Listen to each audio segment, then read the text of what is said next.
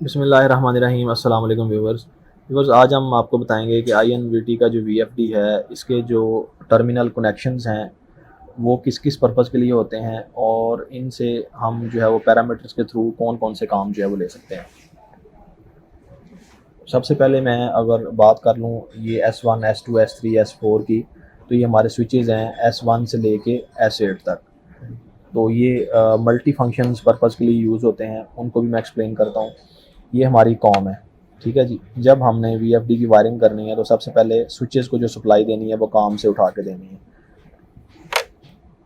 इसके लिए मैं आपको पहले VFD की ड्राइंग दिखाता हूँ, फिर उसको एक्सप्लेन करते हैं।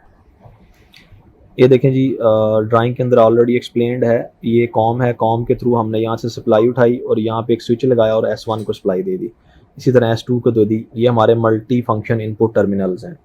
तो इन सब टर्मिनल्स को हम डिफरेंट पर्पज़ के लिए यूज़ कर सकते हैं। वो पर्पज़ कौन कौन से हैं वो मैं आपको नेक्स्ट आगे चल के वीडियो में बताता हूँ। तो नॉर्मली जब हमने VFD को फॉरवर्ड या रिवर्स करना होता है तो हम कॉम से जो है वो S1 को सप्लाई देते हैं, VFD फॉरवर्ड हो जाता है, S2 को देते हैं तो रिवर्स हो जाता है। इस तरह रीसेट करना या फर्दर को फंक्शंस हमने यूज़ करने हैं तो हम यहाँ से यूज़ कर सकते हैं। ये जो हमारे 3 पॉइंट्स नज़र आ रहे हैं, पॉजिटिव 10 वोल्ट्स, AI2, AI3 और ग्राउंड, ये जो हमारे पॉइंट्स हैं, अगर हम इनके ऊपर पोटेंशियोमीटर लगाना चाह रहे हैं VFD की स्पीड कंट्रोल करने के लिए, एक्सटर्नल पोटेंशियो, तो उसके लिए पोटेंशियो का एक पॉइंट जो है वो ग्राउंड पे लगेगा, दूसरा पॉइंट पॉजिटिव 10 पे लगेगा। तो हमारा जो पोटेंशियो है उसको 10 वोल्ट्स मिल जाएंगे। अब उसकी जो फीडबैक है जो हम AI2 के ऊपर लेके आएंगे तो हमारा VFD जो है उसकी फ्रिक्वेंसी कम ज़्यादा होना शुरू हो जाएगी। तो इसको हमने पैरामीटर्स में भी जाके सेटिंग करनी है, मैंने ऑलरेडी प्रीवियस वीडियोज़ में बता रखा है। इसी तरह अगर हम इस तरफ आ जाते तो ये हमारे पास रिले आउटपुट है।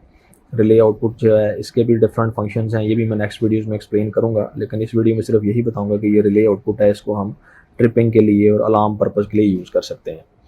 ये जो हमारे पॉइंट हैं RS485 पॉजिटिव, RS485 नेगेटिव और ग्राउंड, ये हमारे मॉड बस कम्युनिकेशन के पॉइंट हैं।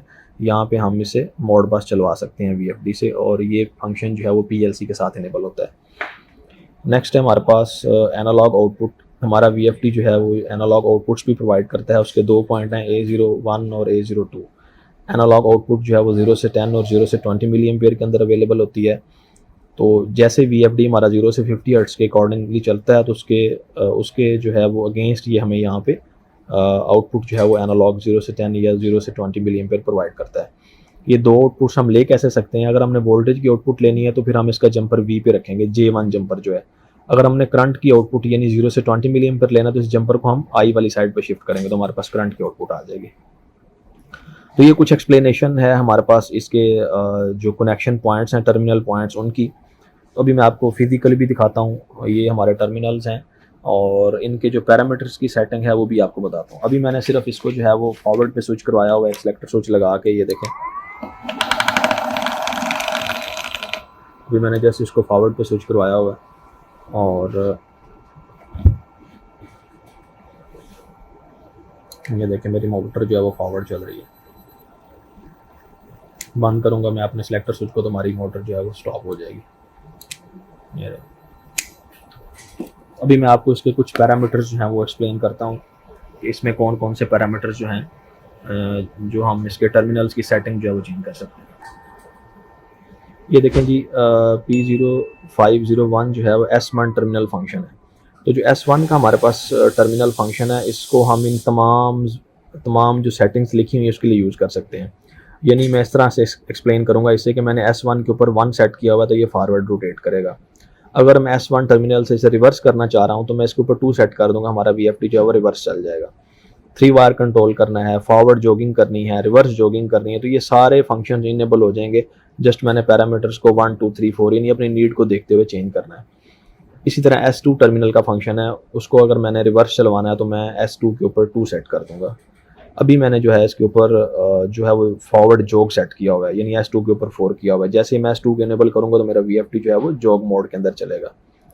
तो ये जो है वो टर्मिनल्स की सिलेक्शन है, हम अपनी नीड और अपनी मशीन की नीड को देखते हुए इसको यहाँ से सेट कर सकते हैं। अभी मैं आपको P05.01 की सेटिंग चेक करवाता हूँ कि मैंने क्या क्या सेट किया हुआ है।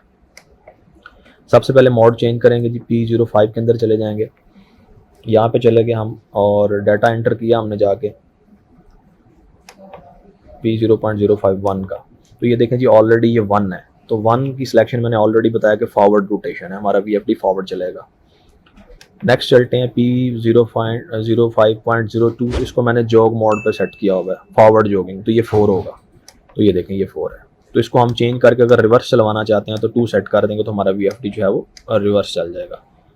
तो ये है जी टर्मिनल के हमारे डिफरेंट फंक्शंस, और इन फंक्शंस जो हैं वो इनको चेंज करने का तरीका अपनी नीड को देखते हुए। तो होपफुली ये वीडियो जो है वो आपको फ़ायदा देगी और इससे आपके नॉलेज में इजाफा होगा। अगर इससे रिलेटेड कोई क्वेश्चन हो तो आप हमसे पूछ सकते हैं। थैंक यू सो मच, दुआ में याद रखिएगा। अल्लाह।